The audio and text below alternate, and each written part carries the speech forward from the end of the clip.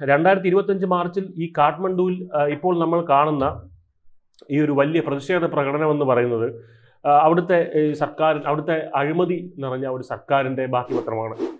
രാജഭരണം തിരികെ വേണമെന്ന് ആവശ്യപ്പെട്ടുകൊണ്ട് അവിടെ പല ആളുകളും ഇപ്പോൾ വരാൻ കാരണം ഈ ജനാധിപത്യത്തിലുണ്ടായ വളരെ ആയുസ് കുറഞ്ഞൊരു സർക്കാർ. അത് 2008 ഉണ്ടായ ഈ സർക്കാർ ഇപ്പോൾ അതിന് ഇത്ര വർഷം വരും, ഒരു 17 വർഷത്തെ ആയുസ് മാത്രമേ അവിടെ ജനാധിപത്യത്തിനുള്ളൂ. അപ്പോൾ അവർ ജനാധിപത്യം ശരിയാവില്ലെന്നവർക്ക് തോന്നാനുള്ള കാരണം അതുകൊണ്ട് കൂടിയാണ്.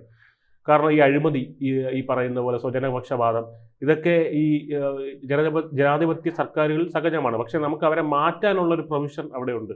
അത് അവിടുത്തെ ജനം തിരിച്ചറിയണം എന്നുള്ളതാണ് ഇതിലൊരു വസ്തുത.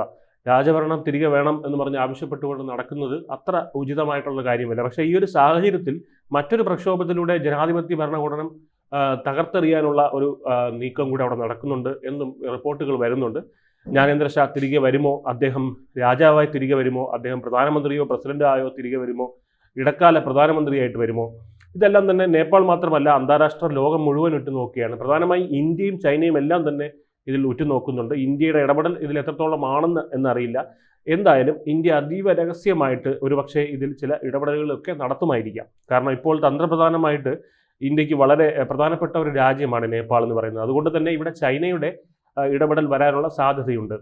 അത് മുന്നിൽ കണ്ടുകൊണ്ട് തന്നെ ഇന്ത്യ അത് നേപ്പാളിൽ ഒരു സുരക്ഷാ കവചമായി തന്നെ നിന്നു എന്നും ചിലപ്പോൾ സംഭവിച്ചേക്കാം. പക്ഷെ എന്തായാലും ഒരു കാര്യം ഉറപ്പാണ്, ഈ നേപ്പാളിൽ രാജഭരണം തിരികെ വരണമെന്ന് ആഗ്രഹിക്കുന്ന ഒരു കൂട്ടം ആളുകളുണ്ട്.